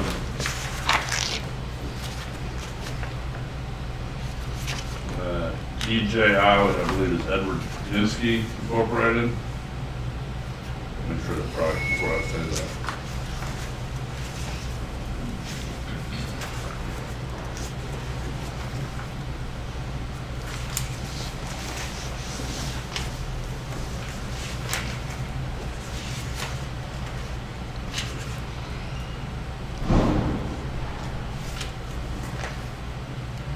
Yes, Edwin Kinsky Incorporated.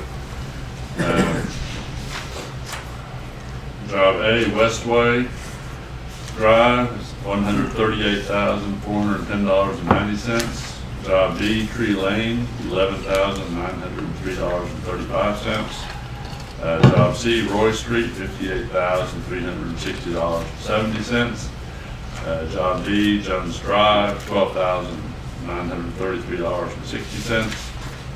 And Lawrence Street, Job E, $14,682.30. Next is from Brannon Paving Company Incorporated out of Victoria.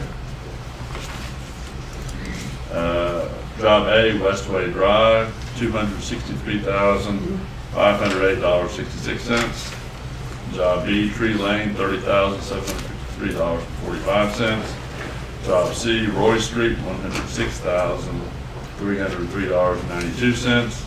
Job D, Jonas Drive, $31,726.08. And then Job D, Low Ranch Street, $33,037.42.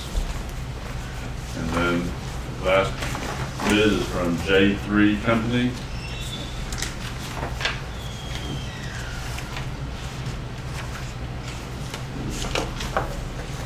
Job A, Westway Drive, $192,409.50.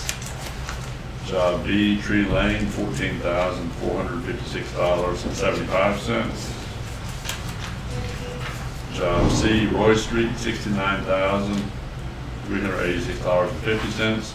Job D, Jonas Drive, $17,748. And Job E, Low Ranch Street, $18,633.50. Make a motion that we accept all bids as read and refer to the county engineer for category. Second. Motion's been made by Commissioner Letts, seconded by Commissioner Harris to approve the bids read out loud and here in open court. Is there any other discussion? Those in favor, raise your hand. Unanimous, 5-0. Bids will be referred to the county engineer. Moving on to item 1.16, consider, discuss, and take appropriate action for the court to set a public hearing for 10 a.m. on February 22nd, 2021 for a revision of plat for the ravine, lots 3, 10, and 21. Charlie Hastings. Thank you. The owner developer is Daniel Hawkins, and this proposal would enlarge lots 3, 10, and 21 of the ravine by adding portions of the common area to each lot to accommodate existing septic systems that are going over the lot lines. Access to all lots will be from Hiking Road Road. The existing lots are less than 1 acre. Again, this is just an attempt by the owner of the common area to get the septic systems resolved. Now, if you go and look at the plat of this, I think it was done in the 70s. It was not done by a surveyor, it was done by an engineer. That's not a dig at an engineer, but the plat doesn't have as much information as I'm used to seeing on a plat. The common area is not labeled as common area, but if you talk to people who live in that subdivision, and I've had a number of phone calls through the past year and a half, 2 years, concerned, hey, that's common area. If it's common, I own it too. So all that being said, we want to have a public hearing, but we want to take it one step further. We would like also for the court to direct the county clerk to send certified letters to all property owners in that whole subdivision to make sure that everyone's been notified. Not everybody reads the paper, we understand that, even though that's the process and that's the law. That's not going to hurt anything, we don't think, to take that extra step. We think that that would be helpful. And we do have provisions in our revision of plat that if a change affects another property owner, they need consent of that other property owner. And since this is questionable, we just want to make sure everybody has the opportunity to show up to the public hearing. Well, with that, that's a prudent way to do it. Sending out the letters and everything. I move for approval. Second. Motion been made by Commissioner Harris, seconded by Commissioner Blue to approve setting a public hearing for 10 a.m. on Monday, February 22, 2021 for a revision of plat for the ravine lots 3, 10, and 21. Any discussion? Was it also to direct the county clerk to send certified letters? Yes, we do need that. Yes? Sure. Yeah. Yes? Yes, sir. Yes. And I will be working with the developer's surveyor to get the list, the official list of all those owners. Per our regs, 28 days prior to the meeting, they've got to have that list to us. So we've got some time. This meeting's set for 6 weeks away. We'll get that to the clerk just as soon as it's available. Good. Don't we always send certified letters to the property owners? When you read the revision of plat, it says to only send it to the ones that are affected. And it also says that if it's a minor change, like just a lot line moving, you don't have to send a letter. So almost all the revision of plats we've done are minor in this sense, but none of them have ever really involved a common property. Okay. So this one's new. Okay. And my other quick question. This is in the box is as platted, and this thing on the bottom is how he wants to revise it. Is how they want to revise it. Thank you. So I have a question. Is this one of those neighborhoods where people live there or they're part-time? Oh, they live in their homes, there's my understanding, and those are the people that are calling, because they see, they're seeing survey stakes going up, and they're going, hey, I think that's common property, and I don't think they can do what they think they can do. Sure. It needs to be fleshed out. So there'll be a lot of people at that meeting. Good. Okay, any other discussion? Those in favor, raise your hand. Unanimous, 5-0. Thank you. Item 1.17, consider, discuss, and take appropriate action for the court to approve a final plat for Christine Acres, Charlie Hastings. The owner, developer is Shirley Ann Beck, and this proposed subdivision creates a 5.51 acre lot in Center Point. Property access and road frontage will be on Spanish Oak Lane. She's dedicating right of way for that road. I think it's 0.22 acres that she's dedicating. This is one of those subdivisions that there's a copy of it somewhere in the courthouse, but it never went to the Commissioner's Court. There's no approval from the Commissioner's Court, so my understanding from the county attorney is that it doesn't exist. That's why this is not a revision of plat. This is just a plat. Just a plat. And with all that being said, the county engineer requests the court approve final plat for Christine Acres, Precinct 2. So moved. Second. Motion was made by Commissioner Moser, seconded by Commissioner Harris to approve the final plat for Christine Acres. Any discussion? Those in favor, raise your hand. Unanimous, 5-0. Item 1.18, consider, discuss a concept plan for Eden Farms. We can put that off until the special Correct. Commissioner Court meeting we're going to have on Friday. Either Friday or next Tuesday. We'll determine that shortly. And if everybody will, their handout that they got for this, either hold on to it or it's, until then, it's. Okay, at what point on the agenda are we going to determine the special meeting? Can we just do that now? Well, we're just going to pass on this item here, okay? Then we'll set the meeting. For Friday the 15th? Well, we're going to set it for Friday or Tuesday. We can do that not as part of this session of the court. We're just going to pass on this item. He's waiting on more information, am I correct? Right. Yeah. Okay, so that item will be passed. We'll go to the approval agenda, 2.1, pay the bills.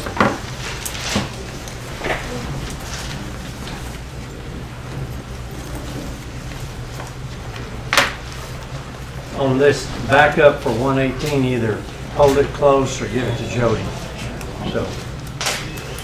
You don't trust us? Well, it's not that I don't trust you, it's just timing. Live waste paper. Huh? Live waste paper. Right. Invoices for today's consideration for Kerr County, $431,695.77. Adult probation, $2,792.03. Airport, $774.33. And the 198 DA forfeiture fund, $171.09. Will we pay the bills as presented by the county auditor? Motion's been made by Commissioner Moser, seconded by Commissioner Blue to pay the bills as presented. Any discussion? Those in favor, raise your hand. Unanimous, 5-0.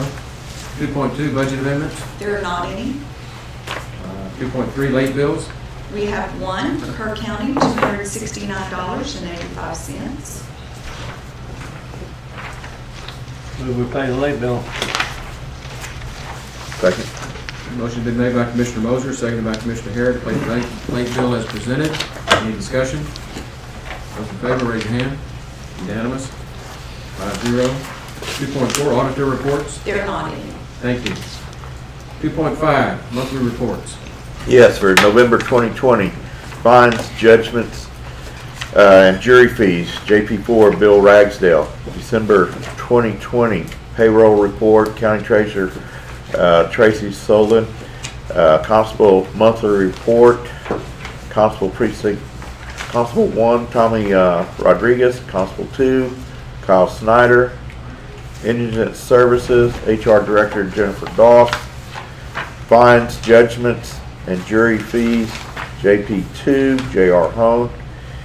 JP3, Kathy Mitchell. JP4, Bill Ragsdale.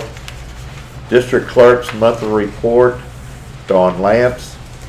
Completion of continued education of District Clerk, Dawn Lance.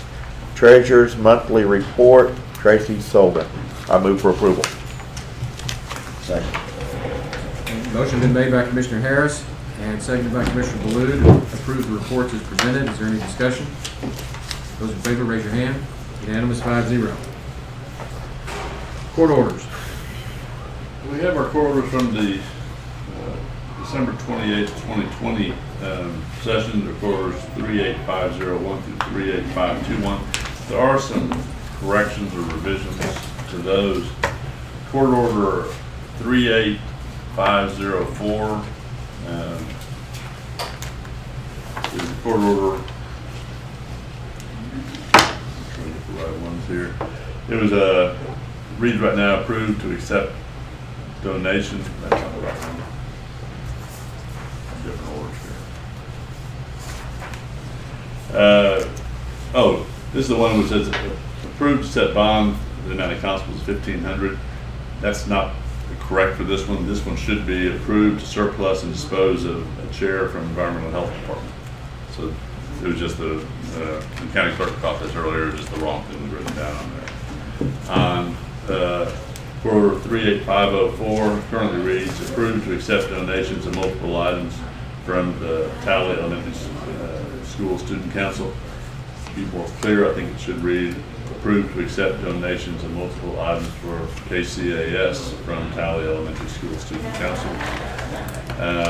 Court order 38506 currently reads it's related to not having to approve salaries and routine disbursements.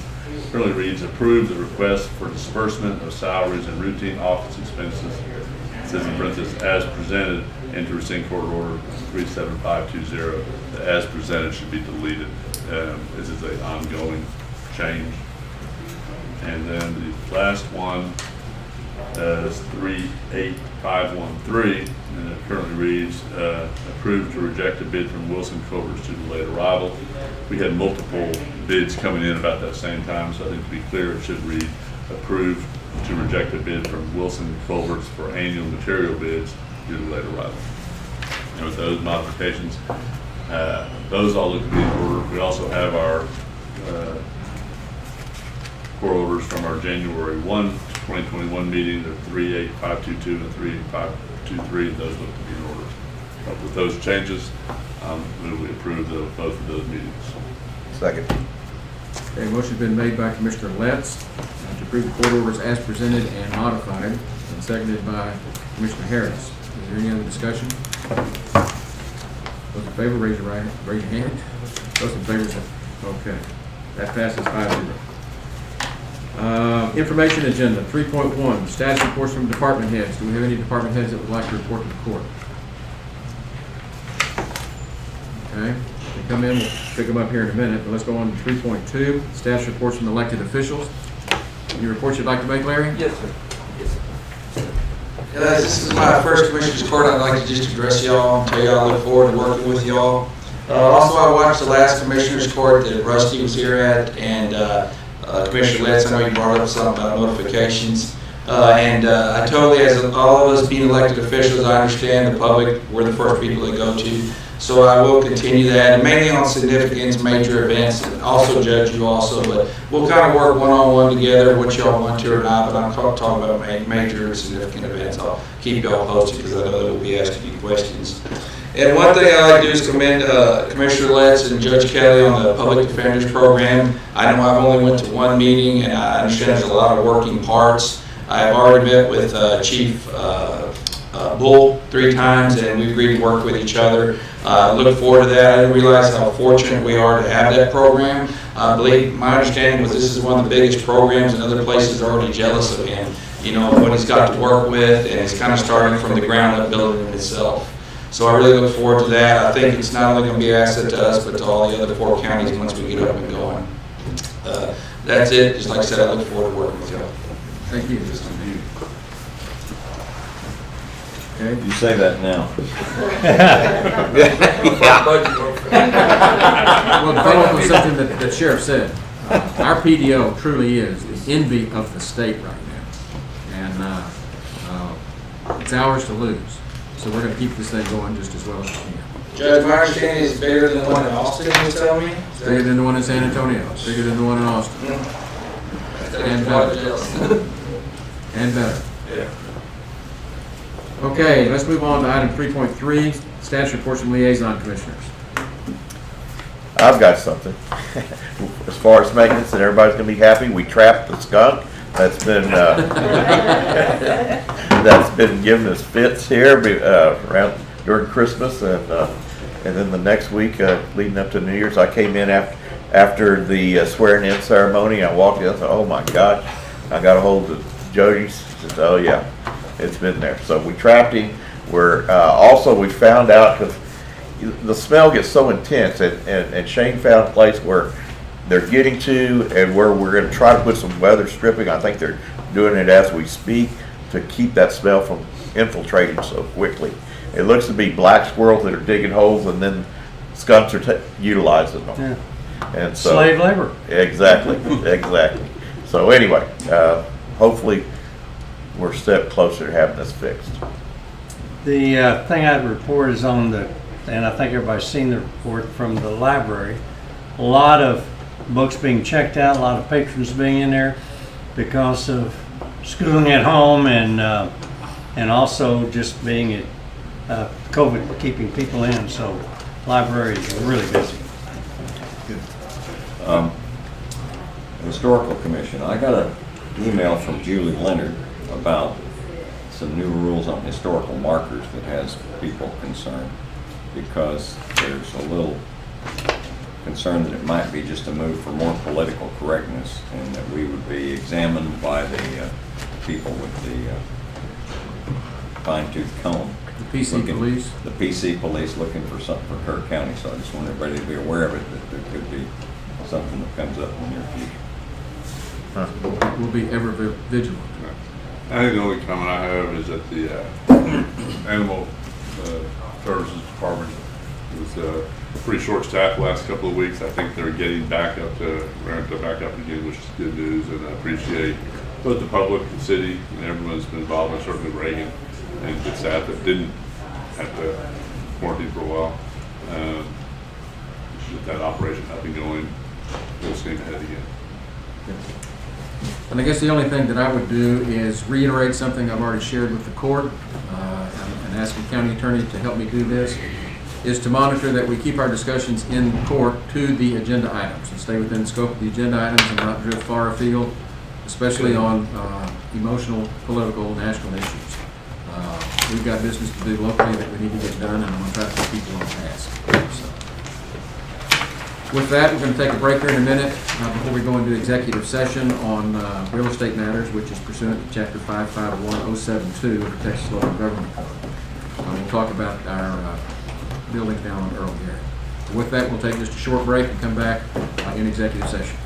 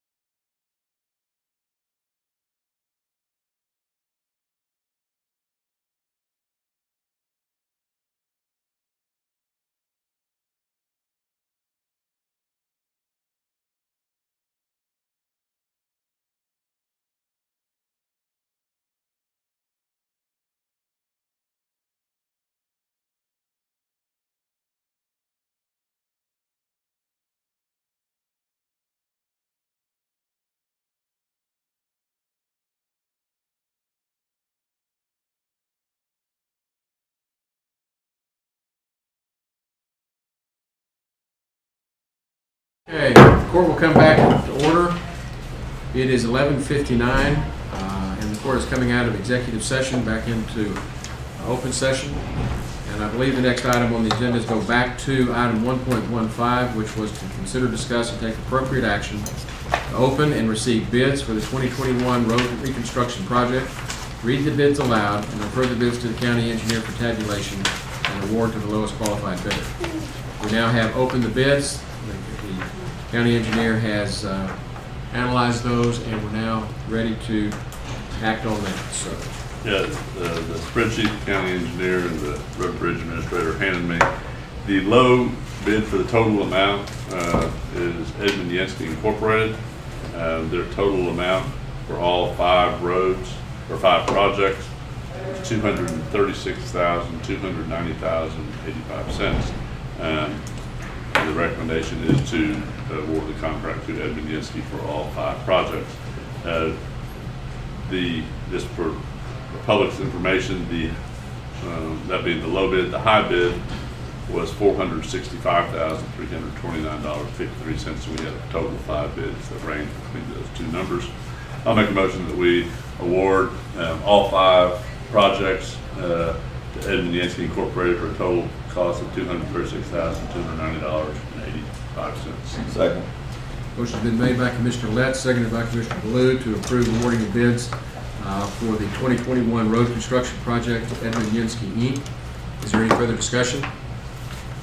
Those in favor, raise your hand. Unanimous, 5-0. Is there any other business before the court? We need to set a special, Well, we don't have to do that's that not here. court Okay. action. That's it. That being it, then the court will be adjourned. Have a good day.